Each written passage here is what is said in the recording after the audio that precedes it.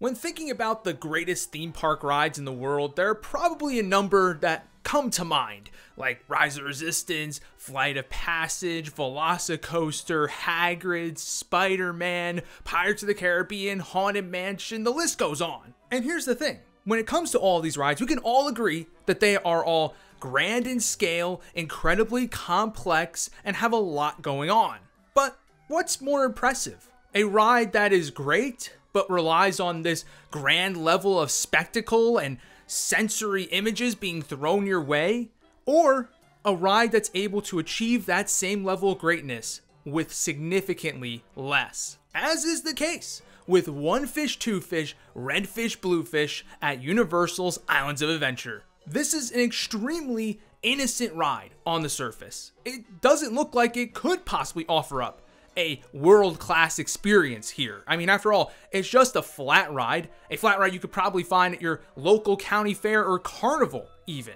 And it only has an outdoor queue. There's no pre-show here. There's no intricate level of theming. This is not Rise of Resistance, which relies on 3 pre-shows and a lengthy ride experience in order to sway over its guests to say it's one of the best ever. No, One Fish, Two Fish does not require any of the fluff. It doesn't require any of the overabundance of effects and theming in order to send the message home that it is one of the best of all time. Now you may be thinking, surely this guy's kidding, right? Like, surely this has just gotta be a big joke, right? There's no way this guy actually thinks One Fish, Two Fish is one of the best rides of all time and beats out a ride like Rise of Resistance. That's silliness.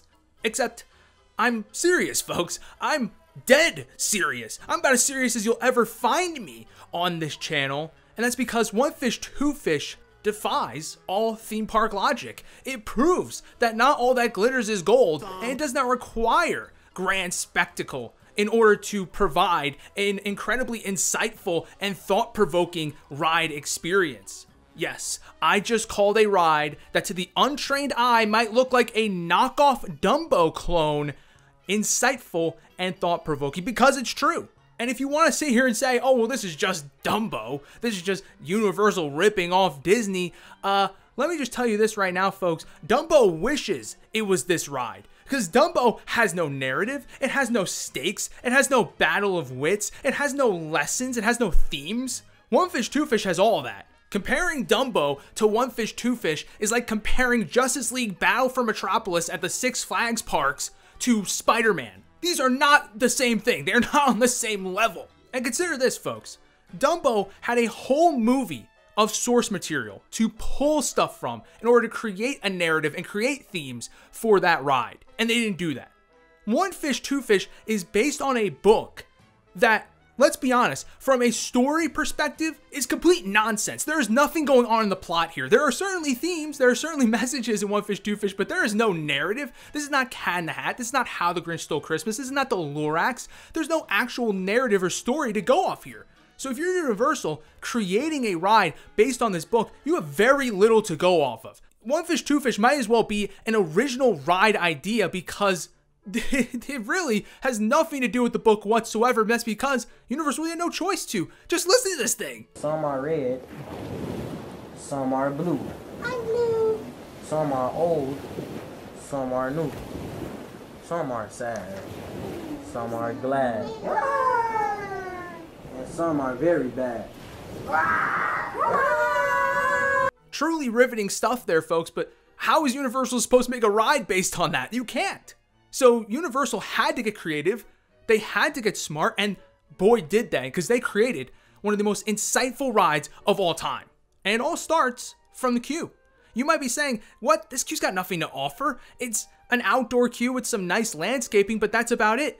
But that's where you're wrong, folks, because you gotta open your ears and listen to the beautiful, soothing queue music that you hear in the background right now. It makes you feel like you are under the water, entering into this world of One Fish, Two Fish. But more importantly, this music was designed with the exclusive purpose of opening your mind temple. From a psychological standpoint, it achieves that to a T and prepares you to have your mentality shifted by the time you get off this ride. The ride experience starts with, of course, you entering your ride vehicle, which are fish, which is questionable as to whether or not they're actually alive or not. as they have been carved and gutted for your riding pleasure.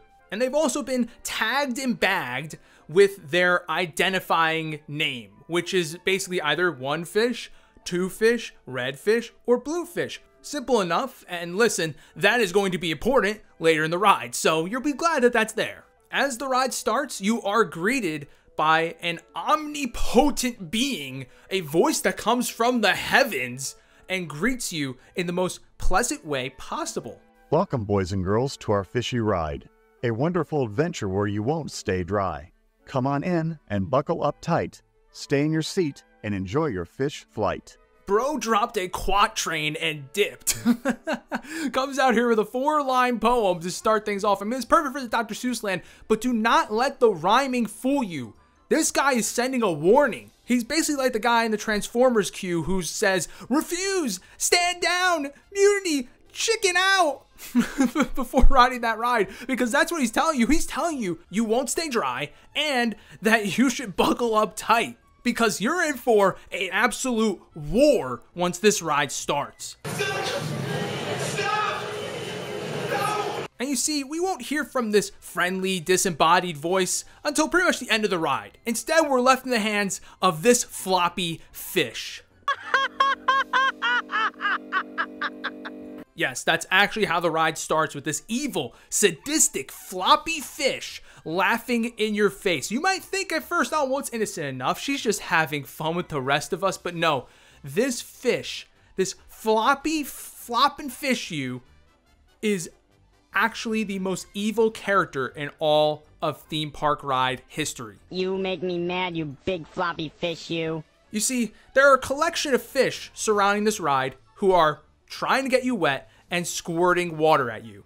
In order to avoid them, the only way you can is by taking the advice of this floppy fish. This floppy fish, depending on what your type of fish is, if you are a red fish, a blue fish, a one fish, or a two fish, she will tell you what direction to go. Should you go up or should you go down? Presumably, if you listen, you will stay dry. And sometimes this is true. Sometimes you take her advice and you successfully avoid getting Mick Boom blasted.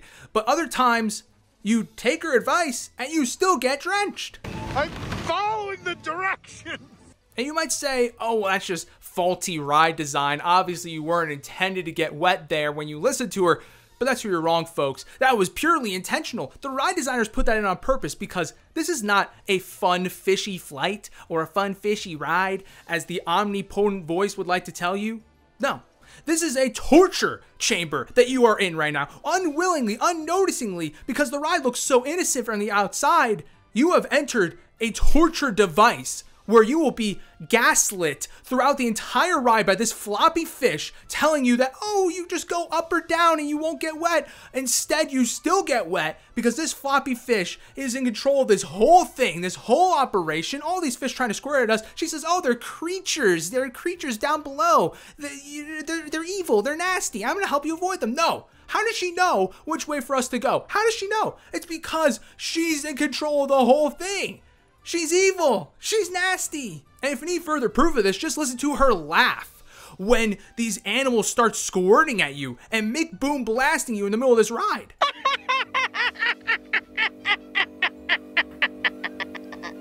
Like, come on. You're telling me that is not the maniacal laughter of a true villain? Like, seriously, how much more obvious can you make it? All of a sudden, a ride that started out as just a simple, fun, flat ride has turned into a battle for your life. And unlike other attractions, wherever there is a battle or a war or some crazy action going on screen, you often are just left to your own devices. You have no control over what's happening. You are just a spectator in everything that's going on. In One Fish, Two Fish, this is one of the only cases where you actually have agency in this fight, because you can choose what direction you move your fish. Where this story goes is completely up to you. Whether or not you lose and you're walking off this ride absolutely soaking wet, or you walk off bone dry, is completely up to you. It really depends on how well you're able to combat this lying, gaslighting, floppy fish in the middle of the ride, making this perhaps one of the most interactive rides ever made. And that's saying something, considering that Just across the street at University of Florida, they used to have a ride called Disaster, a major motion picture starring you. A ride that literally said starring you. This ride is more interactive than that. And now you might be saying, this is a kid's ride. I mean, it should be easy enough to outsmart this flopping fish. But that's where you're wrong. Because even if you have outsmarted this fish up until the very end of the ride, she has one absolutely diabolical trick left up her sleeve. That was great, but now I'll bet you might end up a little wet. The choice is yours, fly high or low. Just pick one, you never know. Low or high or low. Just pick one, you never know.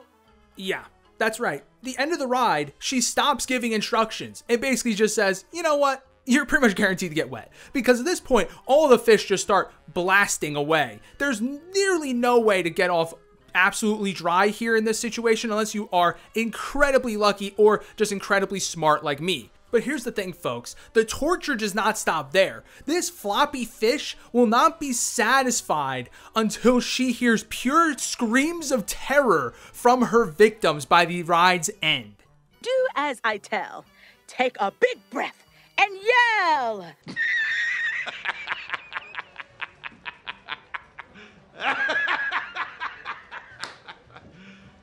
You serious? Yell! Come on! Yell! Okay, so we're doing this.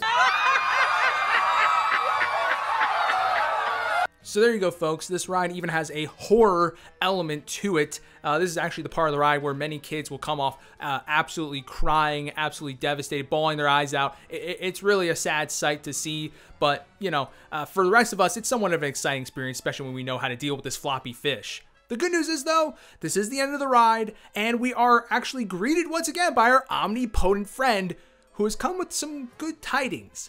Welcome back, my fishy friends. Please remain seated until your swimming ends. Now unbuckle your belt and exit your seat. Don't run, skip, hop, or jump. Just walk on your feet. Dude, like Slim Shady, this guy's back with another set of bars. Like, this guy's a pro with the rhymes. He's sick with them. But with that, our fishy ride has come to an end. And with that, I think that most people, if not all people who get off this ride, will walk away with a certain set of lessons. Number one, don't trust strangers, especially if they're floppy fish. Number two, choose the road less traveled. Number three, don't doubt yourself. And number four, Rise of the Resistance looks like a bag of potatoes next to this.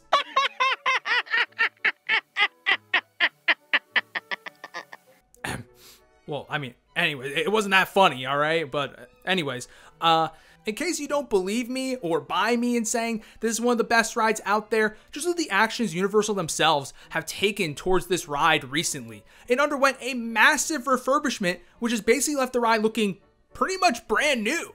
If Universal themselves didn't hold this ride in high regard, they wouldn't have given it a massive refurbishment. And let's be honest here, folks, I've been sitting here preaching for years that they should take care of the ride sitting right next to it, Cat in the Hat. That ride needs a refurbishment more than any ride in the entire Universal Resort, other than maybe Jurassic Park River Adventure. But even then, think about it. They decided to put the money towards One Fish, Two Fish instead over it because One Fish, Two Fish is the better ride. Whoa, how about that? And let me tell you, folks, it doesn't stop here. I think that you give it another 5-10 years, Universal's going to come back to One Fish, Two Fish, and it's going to get another upgrade. You know how Dumbo went from just one flat ride to 2 flat rides at Magic Kingdom? Yeah, I'm thinking that's going to happen here, but it's going to be on steroids. We're going to get a massive play area in the middle of this thing, and instead of just 2 One Fish, Two Fishes, you know what? I'm thinking 4. We can have a 1 fish ride, a 2 fish ride, a blue fish ride, a red fish ride. I know I said those out of order, but you know what I'm saying. I'm thinking 4 rides for each of the parts of the title, and then we're off to the races. Then finally, we could really say that this ride is the best of all time. Right now, it's in contention, but that would put it number 1 if we did that.